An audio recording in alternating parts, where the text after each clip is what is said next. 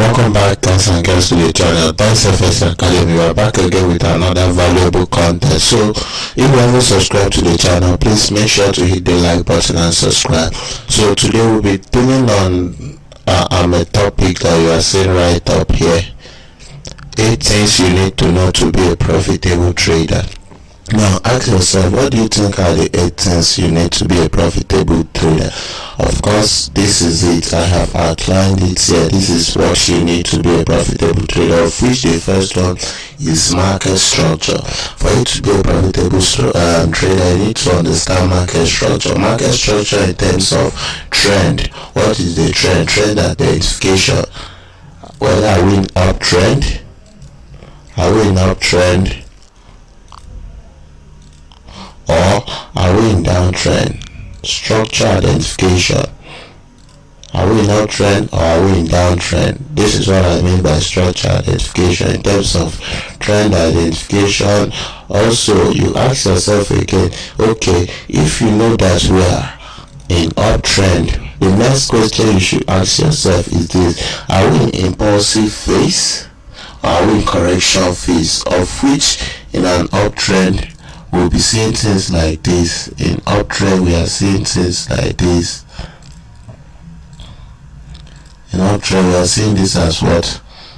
As an impulsive move. This move being a correction, and this is a next impulse. So market structure, you have to ask yourself this question: are we in impulsive phase or are we in correction phase in terms of market structure? Remember, first of all, you have to understand the trend of the market. Is the market in uptrend or is the market going down? Now, once you are done with identifying this market structure, the next thing you should ask yourself is this: are we in impulsive phase or are we in correction phase? Then if you know that, then that is when you go to the second point. Hold on, let me clear this.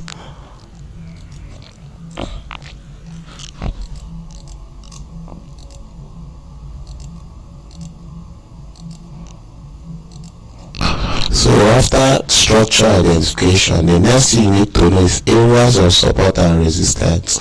Areas of support and resistance. Ask yourself, are we in support?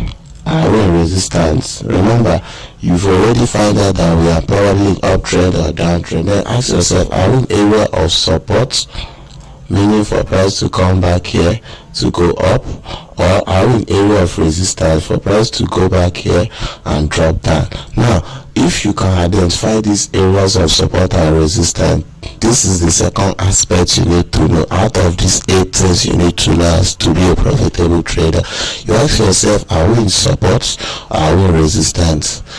Then once you are able to answer the question, then the next thing you need to know is this. The next thing you need to know is chart pattern. Okay, cool. We have identified that we are now in uptrend. We are now in uptrend. Oh, sorry. Okay, let's say we've identified that now we are in uptrend. Now, if we are in uptrend, also we have identified that we are at a support level, of which you ask yourself, are you seeing any chart pattern here? Is there any chart pattern here? It can be a falling wedge here, a falling wedge to break to the upside. So ask yourself, what are you seeing? Are you seeing a falling wedge or some kind of chart pattern? It can be a falling wedge, it can be a double, it can be a falling wedge, it can be a double bottom to push back up, 1, 2 to push back up. You can also see a head and shoulder pattern. Head and shoulder pattern, meaning you can see something like this. For it to come back here, give us something like this to push back up. You can see something like this, head and shoulder pattern. Let me make it visible for you. Where can I get that? Yeah, you can see something like this. This is the left shoulder, this is the head, this is the shoulder again to push back up. So you have to understand what are we seeing. Then if you can identify these things, then you are done with this number 3, this third step of becoming a professional trader, of becoming a profitable trader. So after understanding this, then the next one you need to be good or sufficient at is your candlestick analysis. The candlestick is like the language of the market. You have to understand what each candlestick is telling you. Let's say you are seeing a pin bar. Let's say, for example, this is a pin bar. You are seeing a pin bar candlestick in front of you.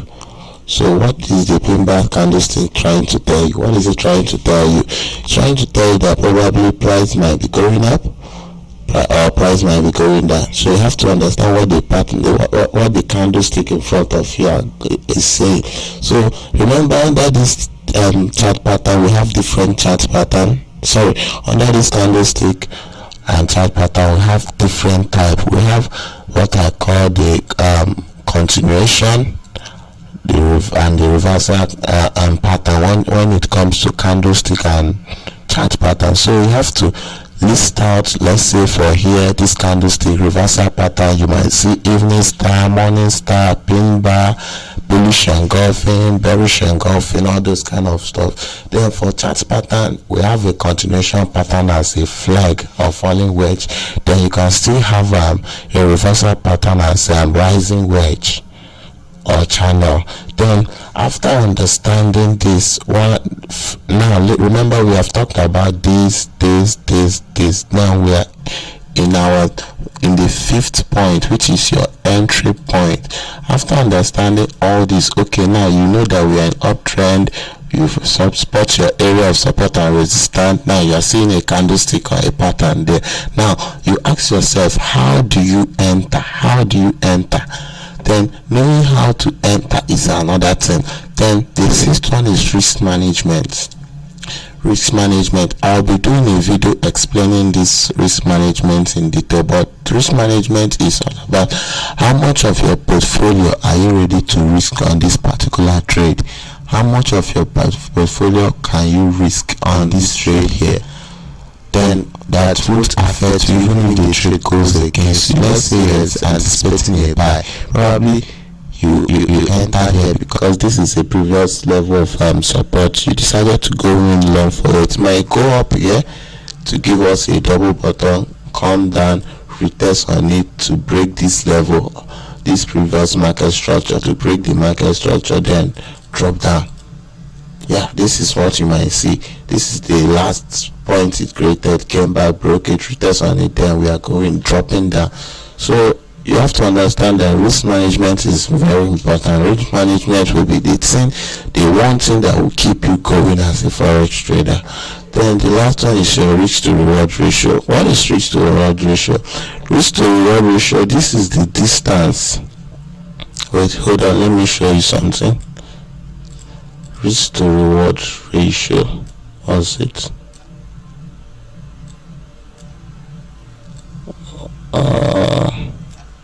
Okay, so risk to reward ratio, listen, this is the distance. Are you understanding? Risk to reward ratio, this is the distance from your entry point right here, from your entry point to your stop loss, and from your entry point to your take profit. This is risk to reward. This is risk to reward. Risk to reward, your stop loss, your entry, and your TP. This is risk to reward. So for you to be a profitable trader, you have to use at least risk to reward of 1:2. For me, at times I go with 1:2 or higher, but never risk 1:1. Let's do the math. Imagine you are risking 1:1. Let's say you are risking 1:1.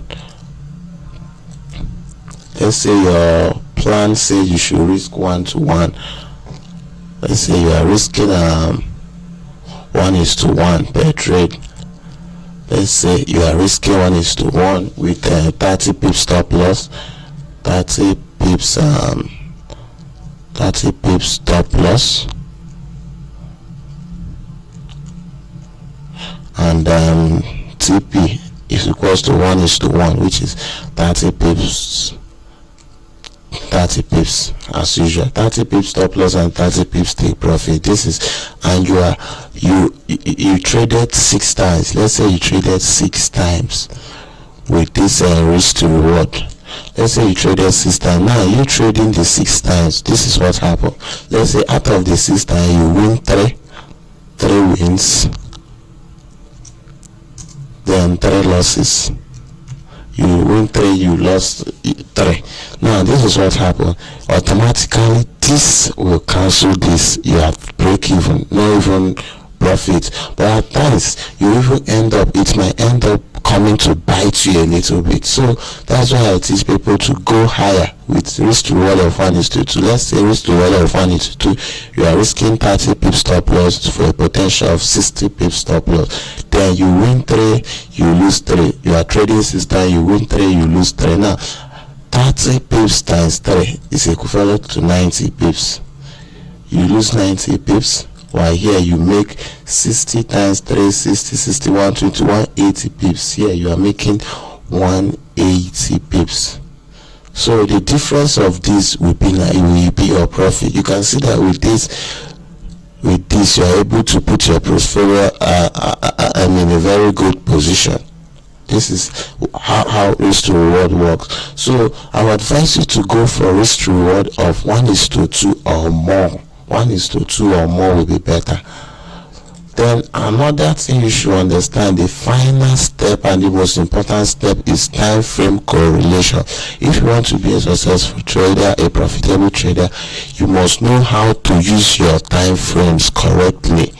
You must know how to use your time frame. First of all, you have to ask yourself, what type of trader are you? This is what helps you to know the kind of time frame correlation you will use. Let's say for swing traders, let's go this way. For swing, they use the daily time frame. They use the D1 time frame, H4 time frame, and H1 time frame. Then for day traders,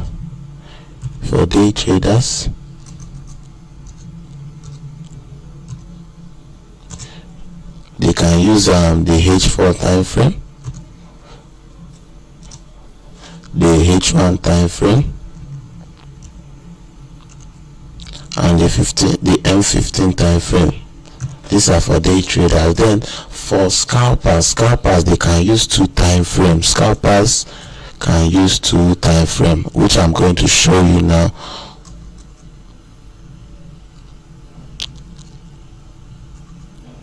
For scalpers can either use H1 time frame, M15, and M5 for their entry, or they can also use M30, M5, and M1 for their entry. So with this now, this is what helps you to know what kind of trader you are. Let's say time frame correlation. As a swing trader, you must be able to know what time frame you want to use and how to use all of them together in order to get your trading idea and entry. This is very important. Time frame correlation, you must know how to use daily, 4 hours and 1 hour time frame together. You must know how to interlink them in order to get your trading idea. So these are the things you need to be a profitable trader. So if you haven't subscribed to the channel, please hit the like button and subscribe. That is FX Academy.